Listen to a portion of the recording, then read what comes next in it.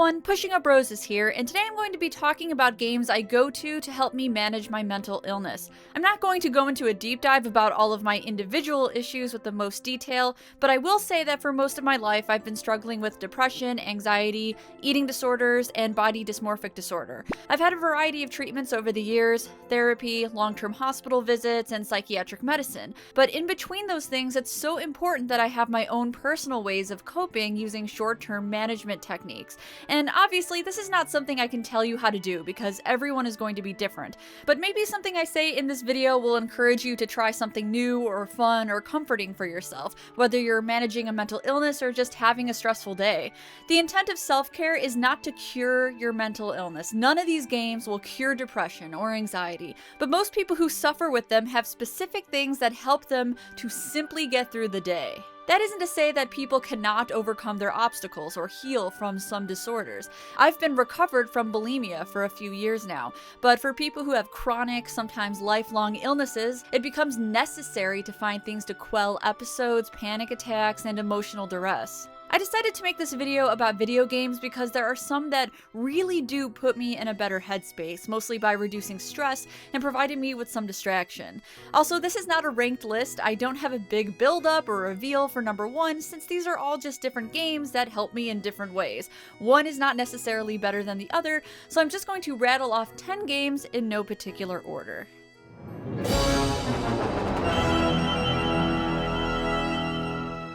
Grim Fandango, developed by LucasArts in 1998, is one of my all-time favorite games. It's usually competing with the Dagger of Amon-Ra for the number one spot, but more often than not, I cite it as the game I'm most fond of. And just the simple fact that it is one of my favorites makes it quintessential for self-care. I think the reason it works is the humor.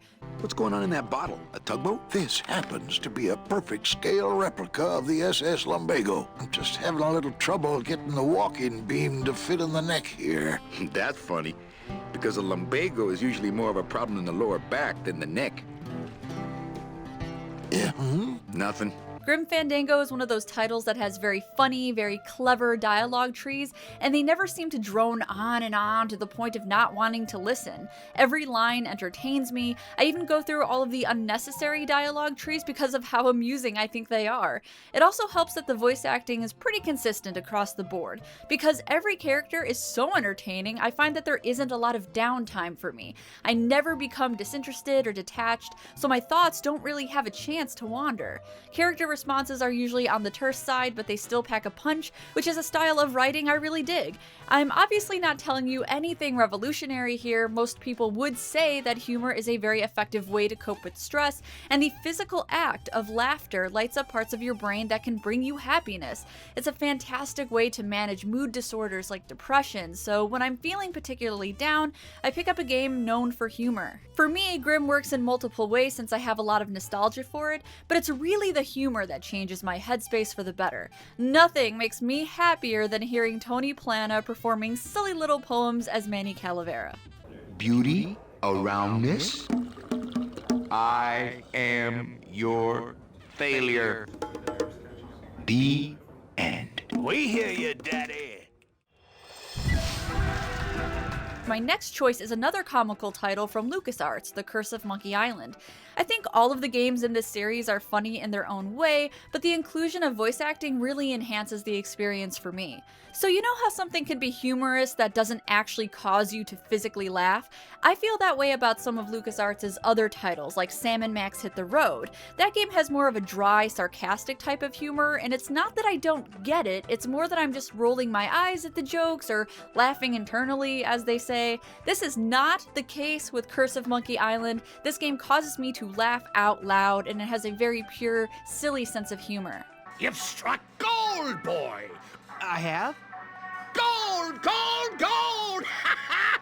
Golden nuggets of chicken! Oh, The biology of laughing and humor is actually fascinating. Your frontal lobe processes the joke and determines whether you find it funny or not. Then the physical act of laughing sends an electrical charge down your cerebral cortex, which can bring feelings of joy, delight, and surprise. Studies have shown that you can even sometimes trick your brain into thinking you're in a happy mood by laughing or even just smiling. You may not want to, but if you can get yourself to laugh at something or smile at something, you may be able to soften your sadness for just a little while, and to have some relief, even just a little relief, even if you have to trick your brain into getting it, can change your entire day. I'm not saying that you should go around telling people to smile. That's fucking weird and annoying. Don't do that. But I am saying that if you want to give this a try, acting on your own volition without pressure from other people telling you to laugh or smile, then it is worth a shot. This game also has one of my favorite settings in any game ever, and that is Blood Island. Every screen in this section just makes me smile, so I don't even have to trick my brain for this to work. I just need to see Stan in this weird crypt, or Murray the demonic skull, or seriously just hear Guybrush talk, because his goofiness is so untainted by corruption. What is it? Is that a good? It is death. Well, in the tarot, death just means change, right? I mean, it's nothing to get worried about, right? Sure, whatever you say.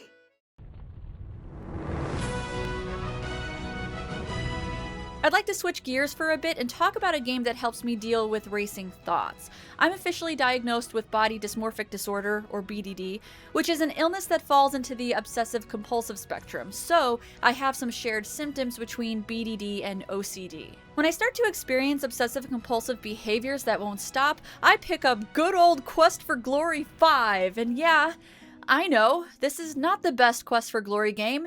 It's not the best game. It's hardly a good game, but I'm very attached to the fictional world of Silmaria. The music is also very calming and familiar, and it gives me a lot of things to do, providing distraction away from any impeding thoughts I wanted to get away from. Oh, I'm supposed to save a city as part of a competition to be the next king of Silmaria? Well, screw that! I'm gonna save all of my opponent's cities too, and sweep the competition because I'm amazing! Mwahaha! I like to play as a thief because I relish in stealing everyone's money and sneaking around like a cool person. I also have a fondness for Greek mythology, and this game is heavily inspired by it, and it feels like this very long, epic adventure as you work your way to the throne. Or should I say, grind your way to the throne. Just FYI, the grinding isn't great. Here I am doing unbelievable flying spin kicks over and over to up one of my stats. Yeah, I still love it. And if you're wondering if the busy work is too much or if I have issues stepping away from this game, I honestly don't.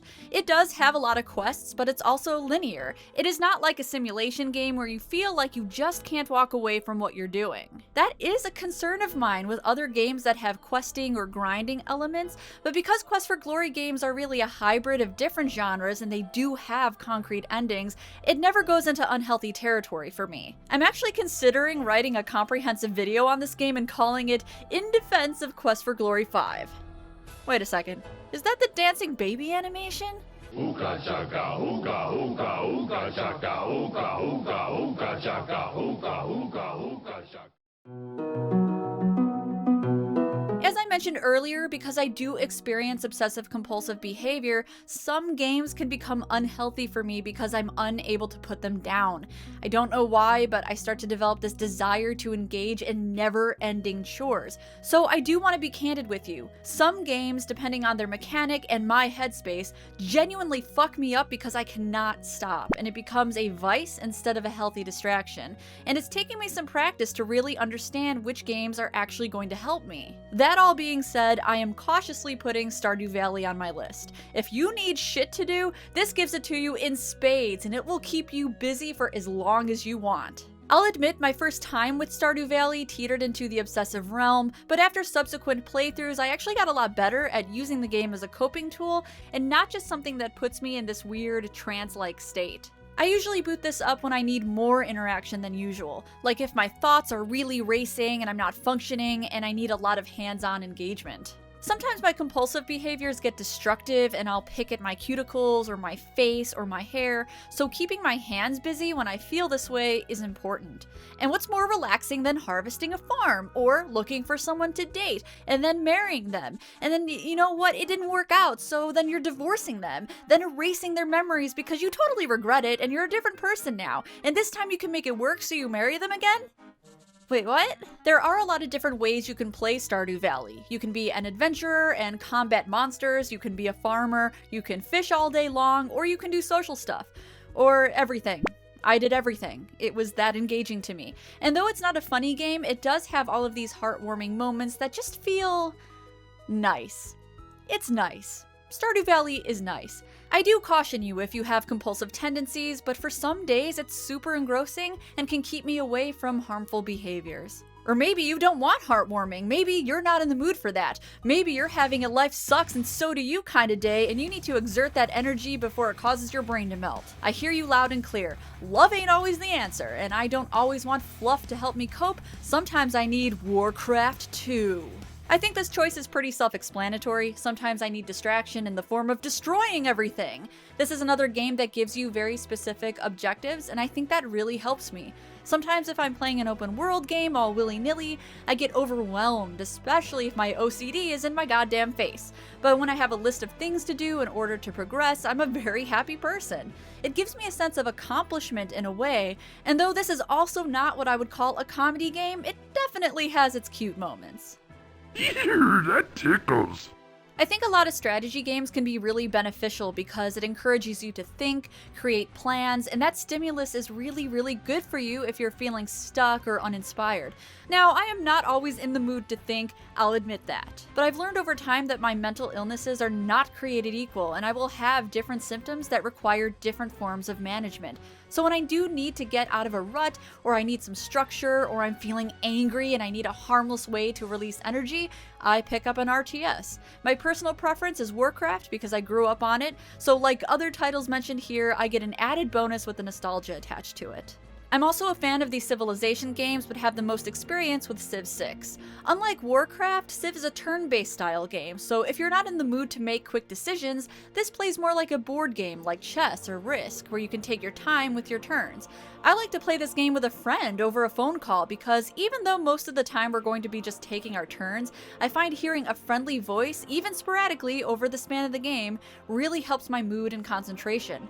I like games that are very goal-oriented, and I also like competing with people because, let's be honest, nothing is more important than winning. Like Warcraft and Quest for Glory, Civ does have an endpoint, so I'm not just going on forever and ever with no end in sight. Speaking of no end in sight, I put way too many hours into Final Fantasy VIII. And yes, I know, the love story is corny, the story in general is convoluted and forced, and of course there's this weird space scene, but I just can't help it. I love this game. The settings and music are big reasons why. Everywhere I go, I just feel totally comforted, like being wrapped in a big cuddly comforter. Look, I don't have much more to say about this. I wanted this section to be longer, but I got nothing. I don't know why it helps, it just does, so I'm not gonna question it. Sometimes you find something that just works, and you don't know why it does, but you don't always need to justify it with a reason. Final Fantasy VIII helps me with my depression, but I have no idea why, and I'm fine with it.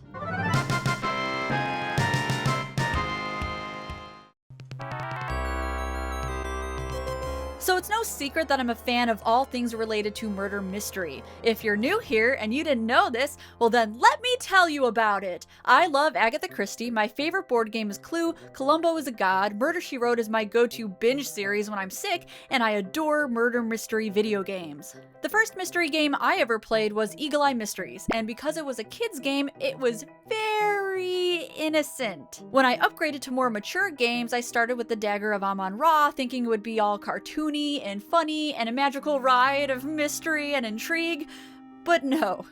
No.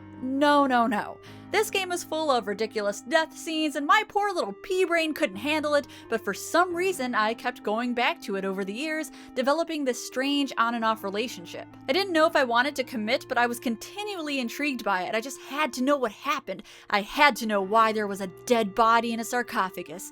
And thus I finally beat it when I was a little older, and I've played it several times since then. It's just such a hilarious, weird, morbid game. I've never played anything like it.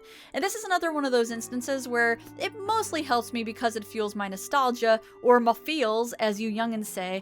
I know there's nothing particularly helpful in just telling you, hey, I know what'll help you cope, try doing something you like, but it really does work. I often gravitate towards things I've historically liked or have a previous connection to because when I'm depressed, I'm just not in the mood for something I've never played.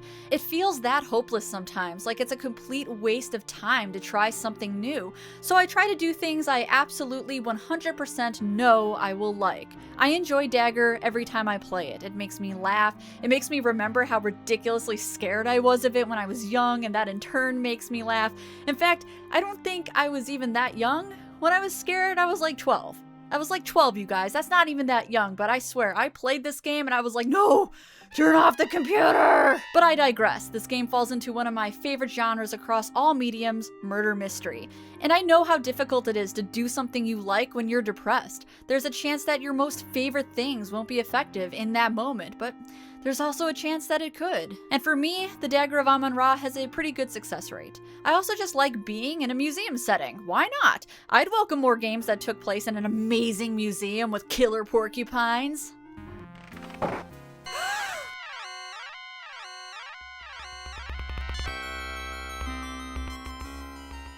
So we're now at the point where I've discussed a lot of games and the different ways they help my varying symptoms, so the rest of this video on these last two games will just be me giving you a few details about them and why I enjoy them. You can assume that these final entries fall into the realm of comfort that just help to brighten my mood. I'll start with CALLAHAN'S CROSSTIME Saloon, which is a brilliant adventure game based on the books by Spider Robinson. This is the first title developed by Legend Entertainment that I really got into. It has beautiful scrolling screens, multiple locations, puns, characters that were inspired by fairy tales and various myths, puns, decent voice acting, funny dialogue trees, and puzzles. And puns.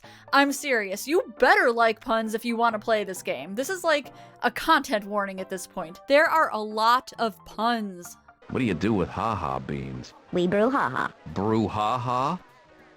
Ha-ha-ha. As I've mentioned before in other videos, I think it's incredibly difficult to design truly funny games. There are only a few I would categorize as comedy, and CALLAHAN'S is one of those few. And even with its sharp, witty humor style, it still holds on to this very... how do I describe this feeling? The entire time I was playing this, it felt like I was sitting in front of a fire at a cozy inn with all of my closest friends nearby. Every environment is beautiful and bustling, and even in this monster-filled tavern, I felt at ease, because even they are friendly and inviting. In fact, a lot of the games I mention here have very comforting visuals, and that kind of sensory can have a very positive impact on your brain, especially if it's something you're already familiar with. The channel Satchbags Goods recently did a video on hygge, a Danish word for the concept of contentment, that discusses how video games use this idea to create comforting settings and designs that appeal to players. I think this concept holds hands with the idea of treating yourself and stimulating your senses with pleasant visuals, so do check that out for some extra insight. The last game I'd like to discuss is King's Quest VII, the very first big box PC game I bought with my own money.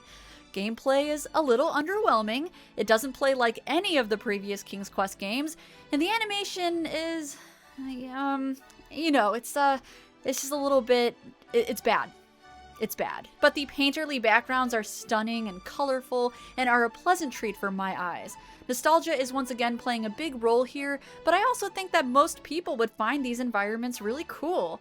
This adventure game is a point and click, but I also think adventure games past that use the command prompt are a great way to reduce stress because it entails a lot of typing and reading in particular has been known to relax the mind. It might be a little different reading a screen versus reading the pages of a book, but there is a certain level of interaction in video games that appeal to different senses. The problem is a lot of these early text command games are also really frustrating, so you gotta find one you're kind of familiar with or one that doesn't make you want to claw your brain out. But even though people have their opinions on older text-based games, I recommend them all the same. And there are many different ways to manage your days, ooh, that rhymed, using different forms of entertainment. These are simply my preferences for video games that I know will help me during hard times. Some other things I enjoy beyond video games are sketch comedy videos, like those by Neil Cicierega. Neil has a very zany sense of humor, and his work has helped me through some very tough times. So if you're watching this, Neil, thank you for contributing to my self-care routine. I also like reading, taking bubble baths, watching funny movies, and listening to music. There's a lot of things you can try if you are not in the mood for video games. In fact, while I'm watching videos or playing games, I also practice some aromatherapy. Not like medicine. Not medicine. I don't think essential oils are a good alternative to psychiatric medicine, but certain smells do calm my senses. I keep a bag of coffee beans around because it's one of my favorite scents, and I love things that smell like vanilla and caramel corn, so I try to find lotions and body sprays that smell like those as well. When I finally started getting treated for body dysmorphic disorder, I had this hope that I could just cure it because it was so difficult. I just didn't want it anymore. When my therapist told me that BDD can be lifelong and is more on the chronic side, it kind of broke my heart a bit, knowing that I could never get to this unrealistic frame of mind that I so wanted.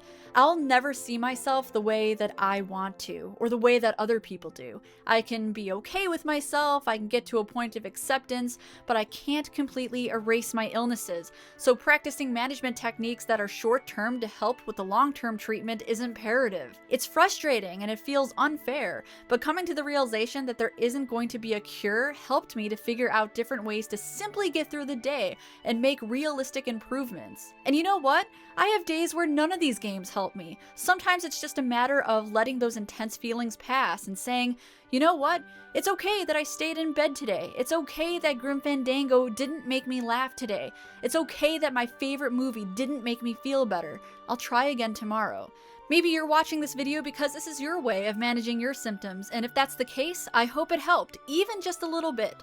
Small successes are still successes. Let me know what games help you out, or anything you found success with really, and if you're interested, I put a lot of resources in the description that you may find worthwhile. I'm going to leave you with my favorite dialogue tree from Grim Fandango, The Conversation with Carla. Enjoy. I myself never really cared for figs. I always like dates more. Or Actually, prunes. figs are a Don't you personal just favorite. love prunes? They have such a Never great a big texture. fan of prunes. They're all wrinkled up like my Grandma Hedwig's face. Oh, poor Grandma Hedwig. She was always forgetting Hedwig, things. that's an interesting name. I remember one time back when I was 6. Or maybe I was 7. Ah, 6, the golden year. No. I had to be 6 because Probably Mr. you were Rufus 7. was still alive. Hey everyone, thanks for watching this video. If you're interested in more, there's a couple relevant ones on the screen, and if you want to hear all of my mundane life updates, my social media is linked in the description. If you like my work, please do consider supporting it over on Patreon. Thanks again, and as always, I'll see you guys in the next one.